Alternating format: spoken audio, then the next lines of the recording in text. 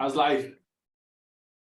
Life is good. Sales are getting consistent, so that definitely helps. Yeah. Good. When did you join, actually? Do you know what day it was? April March, 16th.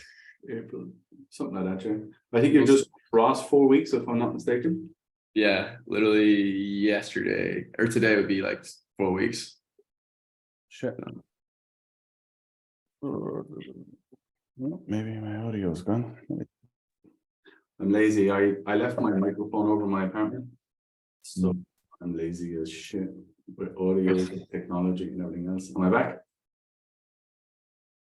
I can hear you. Okay, cool. So if you guys don't know, young William has joined the elite group just over 4 weeks ago, which are awesome. Let me ask you this: how long were you thinking about it? Because when we spoke 4 weeks ago, I was laughing at you. How long were you thinking about it? Yeah, I'd say it's been probably about a year. A year. When that first Facebook DM came in. A year. Fuck. Has it been a year since you wanted to come into elite? Or since you wanted to work with it? I'd say about like 9 months, 10 months. A year is when I first heard about it. I was sitting on the sidelines, a bench warmer, to say the least. You've never been a bench warmer in your entire life, because I've done my research on you. I've done my marketing. I've done the creepiness. Why did you fucking do that?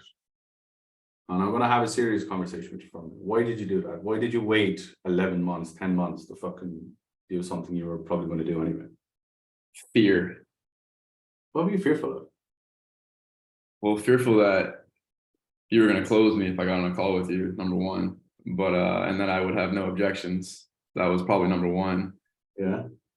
Number two was just been to the ringer of sales programs, not really getting results. Could have been probably partly me and my commitment on that side of things. So I knew that was probably a part of it, but Sure. I would say it was probably just fear and not wanting to spend more money on something that I didn't know if I was fully invested in, first of all. You know why people aren't invested in things? My perspective. And the reason why people come to the realization that you've kind of come to, where you're not really fully bought into sales or fully bought into this life and X, Y, and Z, is because it is, right? If you're a boxer and your goal is to become the world champion of the entire world, but every day you're getting punched in the dick, every day you're getting completely busted up in the gym, every day you come out of the gym with a tooth loose and your nose smeared across your face, it kind of really puts you in a position where you're like, fuck, do I really want to have this? Or really, you know, it really challenges your internal beliefs, you know? And I see it all too often with people. Now, the other side of this is when you do learn how to box and you do learn how to defend yourself and you do know how to win matches, guess what you enjoy doing now? You enjoy sales. So it's a hard one, you know, and sometimes I gotta leave people, you know, figure out themselves first before they move forward with things, you know. And that's just the realization that I've come to over the last 6 7 months of being in this business. Yeah. What have you done? What have you done? Yes, you can put whoever on blast if you want. I'm in that mood, so let's go with it. Who have you done? What have you done? Because I don't really know what you've done, really. What are the one or two, I think? Well, I did NEPQ, probably like everyone and their mother here, but did NEPQ, and I actually remember you actually ripped me apart on a call because I wasn't doing what I needed to do, and I had never been talked to like that in a sales role, but it kind of was a rude awakening, which was great. And yeah, I did NEPQ. That was the biggest one that I just didn't really, I don't know. It didn't fit. I had to I felt like I was acting, and that was just really frustrating. What do you mean, acting? Well, I feel like throughout that process, it just didn't really I think what got me, Bill, was when you texted me one time. I was like, telling you about how it was going with things before I joined, and you said you can have a flawless presentation, flawless pre-objection handling, and you still won't close sales. Mm. And I think that was kind of like the shift in my mind, where I was always thinking that, okay, if I tee this up perfectly from start to finish, there's no way they'll say no. But then I just got slapped in the face, and it was just. Do you ever see do you know what was going through my head there when you were saying that? Do you ever see like the best? I don't know. Do you watch soccer, football? We call it football. You watch it. It's called soccer for you. But let's just say, do you know what it is as such? You know what football is and soccer is, yeah. So people are always of the opinion possession win games, and fantastic passing all the way up along the line into the box and into scoring positions. Have you ever seen anybody miss an open goal? Yep. So people's opinions and people's perception of how sales works is that you do all of this great work all along, all the way up through the lines of the defense into the midfield, into the forward line, and then you just put yourself in the scoring position and you're just automatically going to sell. You're automatically going to sell, or you're automatically going to score. It doesn't happen. It doesn't work. That's not how it works, you know. And that's what it is. You know, you could have the best pre-frame and all this other bullshit. I saw someone that I really respect post something this week about, you know, objection list closes, and nearly fucking fell off the chair when I saw it. I was like, oh my God. I was really disappointed, you know, because it's just so untrue. It's just so full of shit, you know. And I'm waiting to have it out with me. So that may be a charity boxing match, wouldn't it? That would be weird. It's just true, you know what I mean? It just doesn't make sense, you know. I've seen the best people in the world have to overcome objections. You know, there's just nothing that you can do, unfortunately, to prevent it. Talk about your result. What have you done? What's been changed? What ultimately has been different in the last 4 weeks? Yeah. So last 4 weeks, to be honest, I never really like tracked my numbers, and I know that's a big no-no in the sales space, and I probably should do better, and I am doing better. But when I first came on, I really admired like the structure, that there was a lot of things that I could do daily, like posting, and in terms of like weekly trackers, like overall just accountability, which I think is lacking in certain areas. And so I was very, very accountable to myself, and the numbers don't lie. And so I looked at my numbers from last month or 2 months ago, and it was like 12%, maybe 20%, maybe 30%, and then down back to 15%. But then the last 4 weeks, it was consistently at like 33%, 33%, 33%. And then I jumped to 42%, which was great. That's in 4 weeks. Yeah. Why do you think people don't track their numbers? Fear. It's just the reality. It's the same reason why people bury their head in the fucking sand until they have to pay their tax. It's the reality. Most people don't want to know. Because if you know, then you have to do one or two things. You have to logically make a decision based on that, based on the emotion.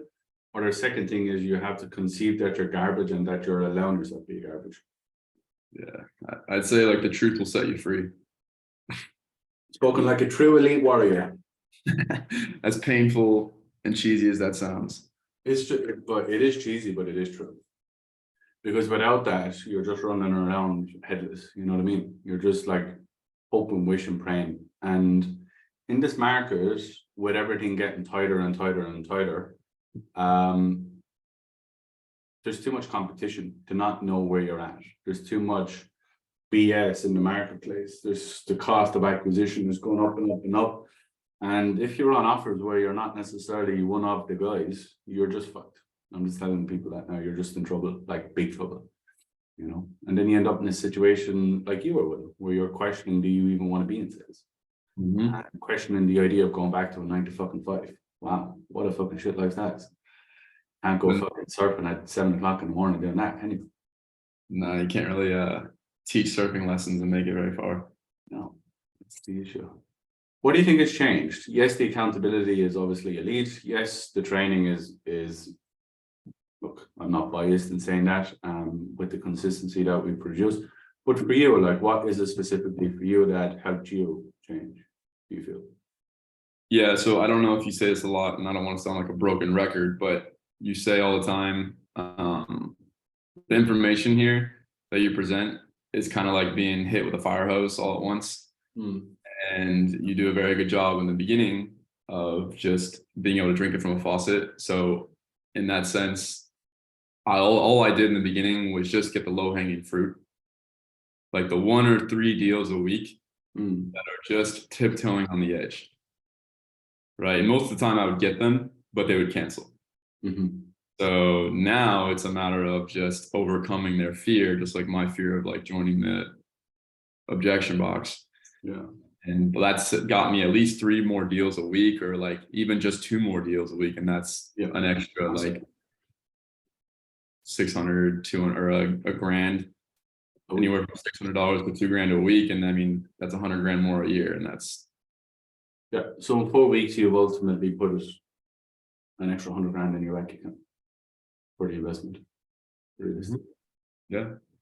So we've roughly 10x your investment if you just scale it up for the next 12 months. Yep. And it's quite scary and it's quite exciting because you're only picking up, let's say, 2 to 4 extra sales. That's it, you know, and that is your lowest hanging fruit at this moment in time. Now, as you grow and scale, as you go to 4 months, 5 months, 6 months in this process that I'm going to train and coach you on, instead of having 2, you'll be doing an extra 2 a day.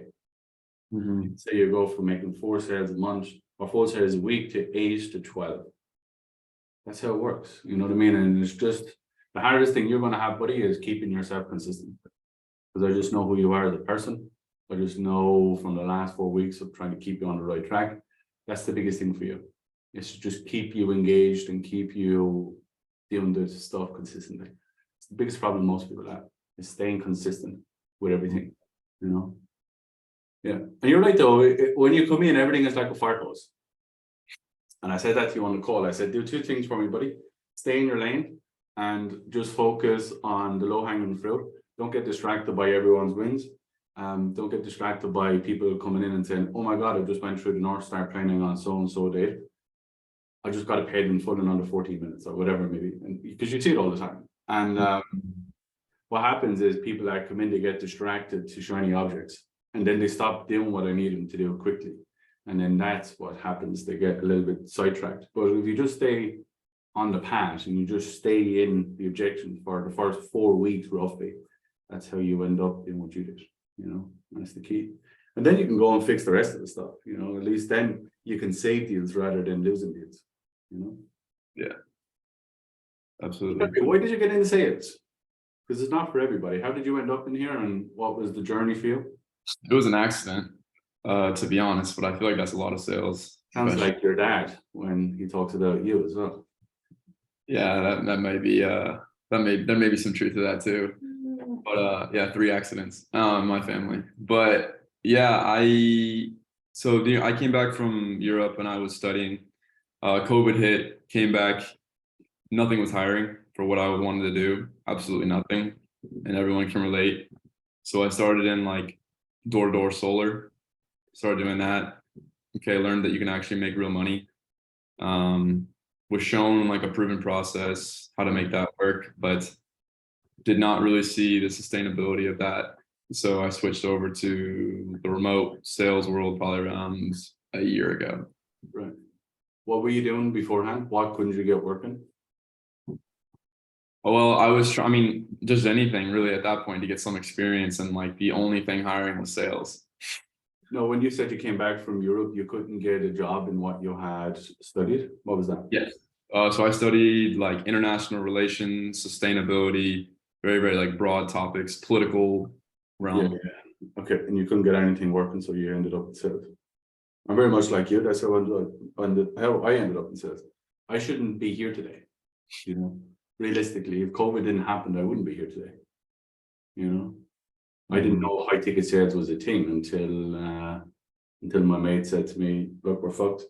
I need to start selling some online fucking programs." And that's how I got my toe dipped into this world. You know, so I look at things as opportunities rather than things that held it back. You know what I mean? Look how great your life is and can be now that you have a skill that is widely known but widely needed in every man. You know what I mean? You know, so that's the power of it. And you're living in Venice, so you got to go surfing. How often do you surf? I know I take the piss out of you about that, but how often do you surf? I live like right by the beach, so I go like probably like once a week, maybe twice a week, not that much, All right. just the calls, but Yeah. definitely should do it more. Yeah. For people that don't know, I'm coming to LA next week. Not next week, the week after. No, it's not. It's the first week in June. And Will has said to me that he's getting me in a wetsuit. He's going to bring me surfing. So that would be interesting. If any of you lunatics are in LA and want to meet up, come and let us know. We got loads of wetsuits. Well, I don't. Will does. He's got loads of surfboards. He's got everything you need to go surfing on Venice Beach. So there you go. Here's a little plug for your little business. Yes, sir. We'll get you taken care of.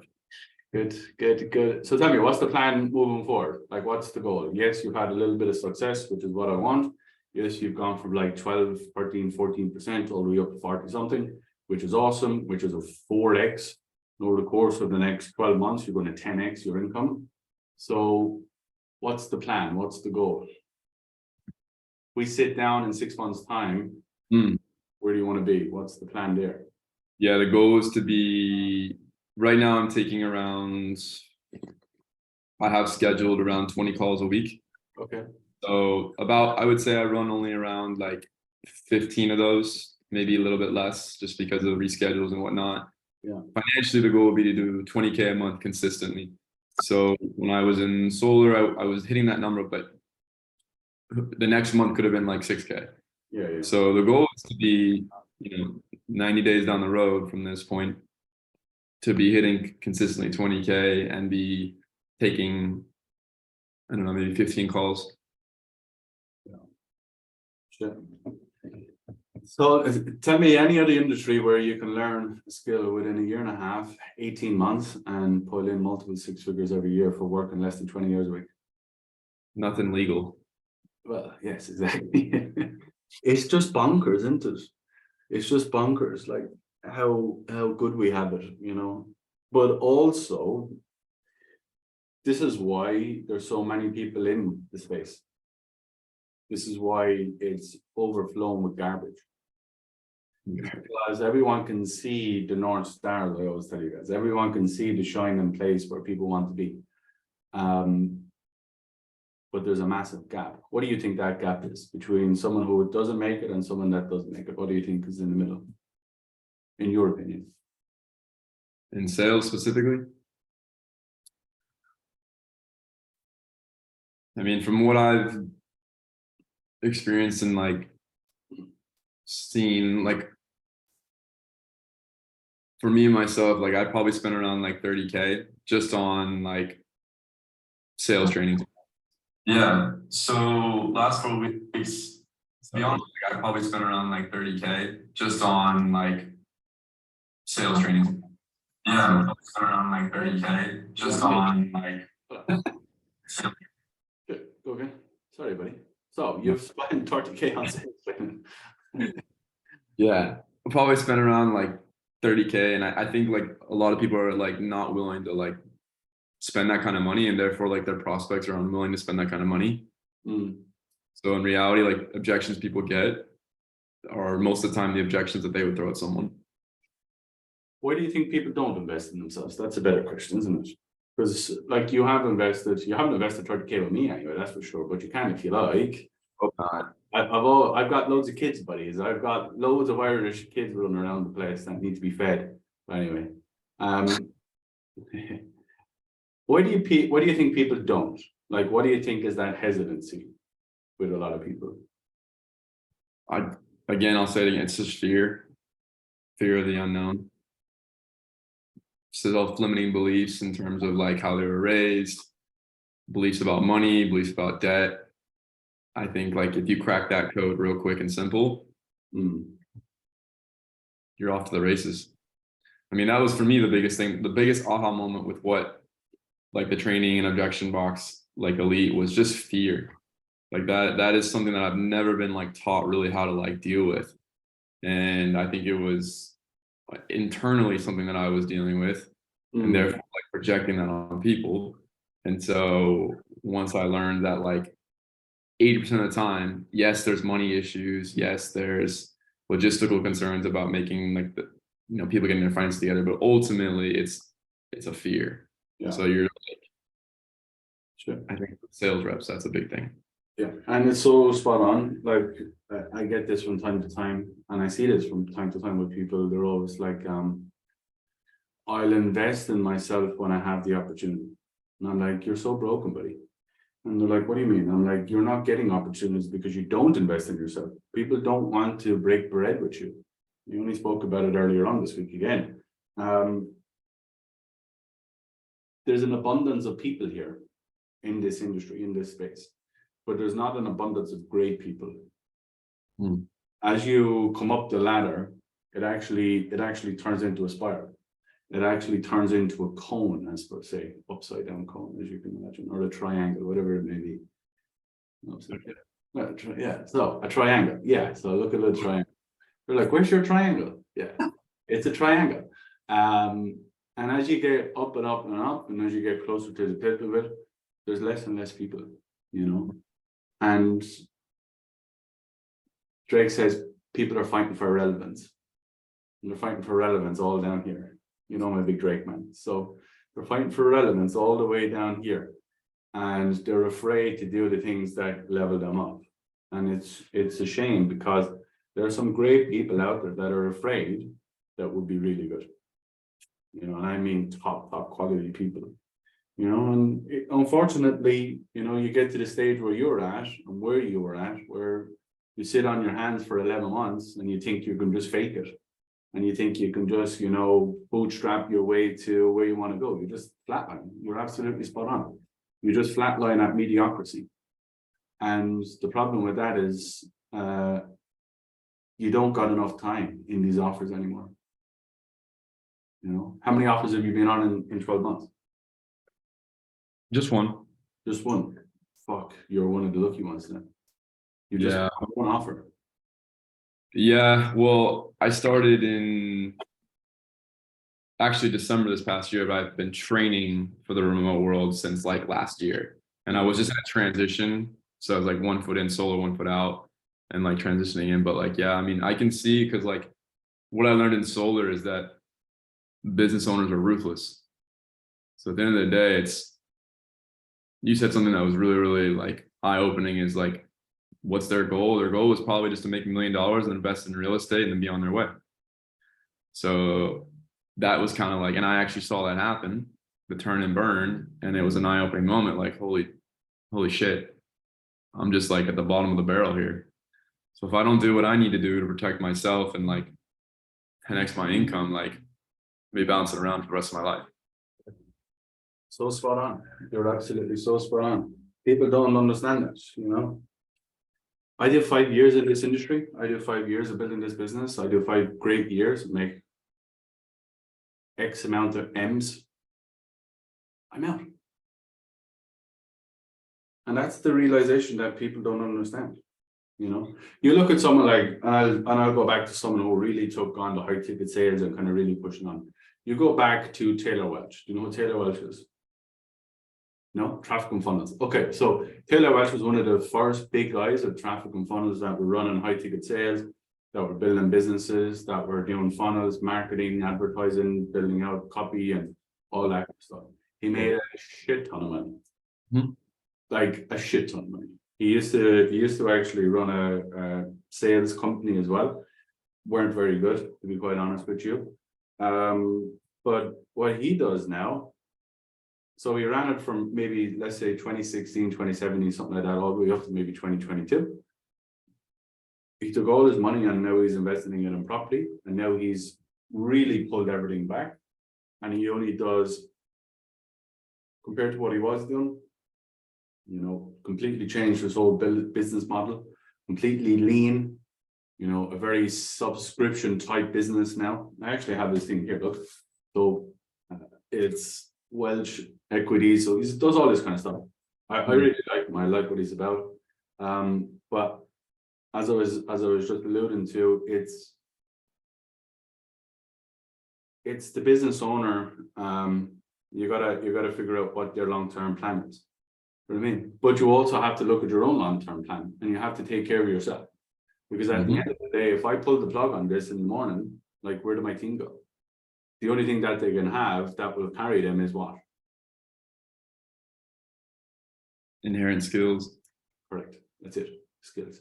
That's all it is. Skills. And I break skills down to three things: your results, your reputation, and your relationships. That's the only thing that keeps you afloat in this industry. R cubed. Yeah. And without that, people are in trouble. And people don't realize that, you know. People think they're on good offers right now and they don't do the extra work. Next minute the marketing crashes, you're fucked. Or next minute that your business owner gets hit by a car, you're fucked. His mom dies or his dad passes away or whatever it may be, takes his foot off the gas, he wants to go and be with his family. He's cool. He's A-okay. Why? Because he's probably got a couple of million in the bank. He doesn't have to work. He doesn't need to do it. And now you're gone from making 8, 10, 12K a month, 6K a month, 4K a month to fucking zero. Scary stuff. It's not that he doesn't care, but it's not his responsibility to make sure you're okay long term. You know, and that's reality at scale of businesses.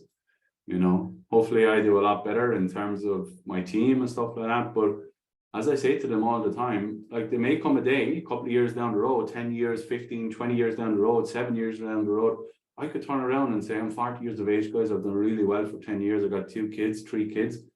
I'm out. Peace. I'm going surfing with Will in Venice. See ya. You know, because I can. You know, and that's the reality. You know, and that's what people don't need to. That's what people need to understand. You got to take care of yourself because you're the only person that can do that.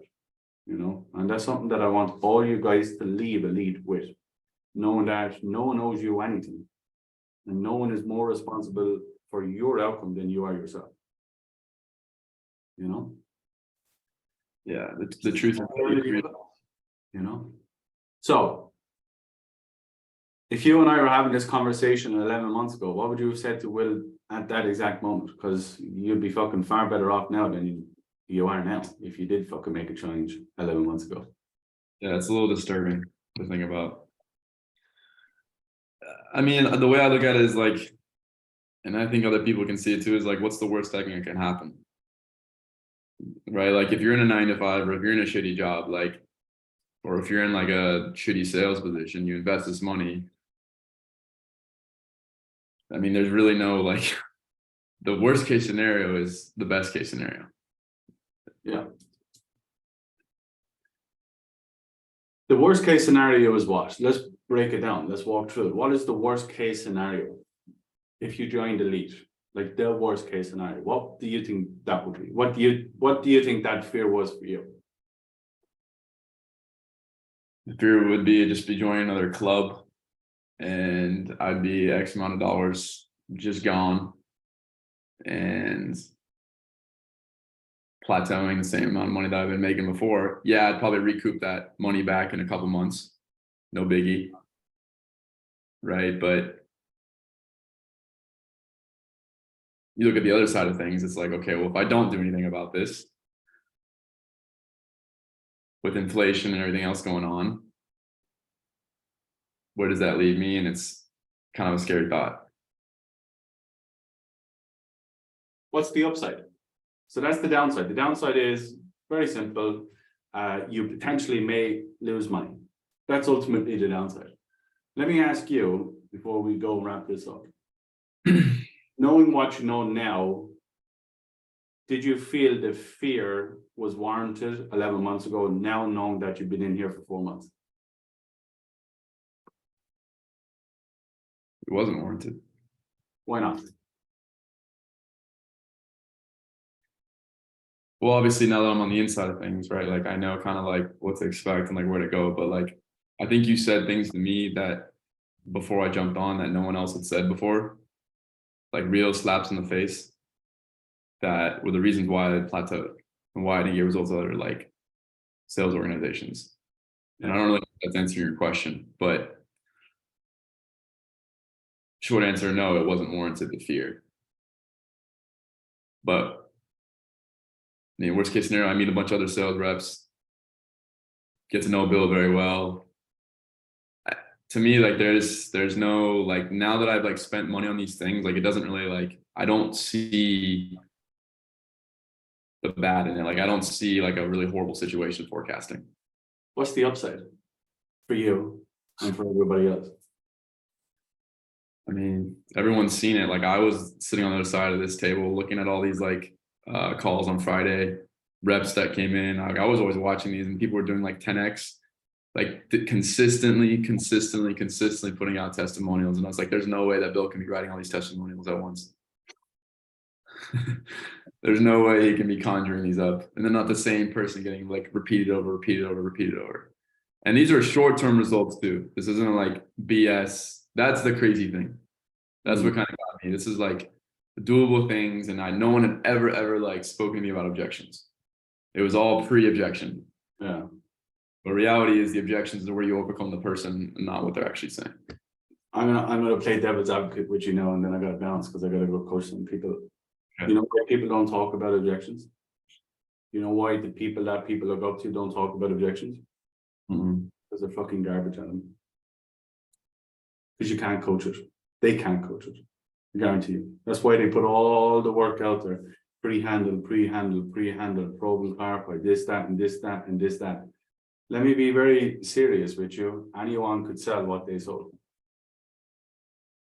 Anybody could sell PR. That's the reality. I could get a fucking monkey that does backflips on a stage. Correct. That could sell their offers. Yikes. The reality. If you think of it, like who doesn't know who those types of people are? If you're in self-development, you're in business coaching, you're in entrepreneurship, you pretty much know who the top of the chain are. You know, anybody can go and sell for those offers. You know, the reason why people don't put enough time, effort, and commitment into actually learning what needs to happen is because they're not able to teach it at scale. They're not able to repeat it in all industries like we've done. 11 months back to back. As you said, every single week, I turn up here every single week that I'm available, whether I'm not traveling, whether I'm not with my kids or someone sick. Every single week, I'll put out at least one long-term video of a testimonial and at least 5 testimonials of screenshots of wins. Straight, no bullshit. And if people want to lie or people want to talk shit, just go back and scroll. You'll see it. You cannot do that level of consistency if you don't know what you're doing. So, a little bit of words of wisdom for any of you that are still watching this. Don't do what Will did. Or you can, I don't even know. I always tell people this, right? You can actually join, or you can see people win and then you will join. You can actually join yourself and you can win yourself, or you can sit on the fence for another 3 months and watch other people win what you could win. There's nothing more frustrating than that, I guarantee that. Yeah. So I gotta bounce. Willie, appreciate you, buddy. Okay. Sure. We'll break bread in LA. We'll have a good time. We'll go surfing. Yes. We'll do all of those great things. And I appreciate you coming on today. I know you're busy. I know you've lots going on. And keep going, keep pushing, keep training, keep developing. In 6 months' time, buddy, I want to see you where you said you wanted to be. And that's the challenge for you. You verbally put it out there into the universe. So now you got to go and deliver on it. Absolutely. Yeah. All right, buddy. See ya. Guys, if you want any more information on this, you want to come and speak to me, come and speak to Mr. Will Berger. We'd be more than happy to explain what we do inside. We'd be more than happy to explain the results that we've got. If you want to come and speak to any of my team, just drop a DM or comment down below, and I or one of the guys will get back to you. We'll figure out where you are, and we'll just have a conversation. If I can help, I'll help, and if I can't, I'm not going to bring you in because it doesn't make sense. So, look, Willie, appreciate you, buddy. Go make some money. Enjoy your weekend, and I'll see you soon, buddy. All right. Ciao. All right. Bye. Yep.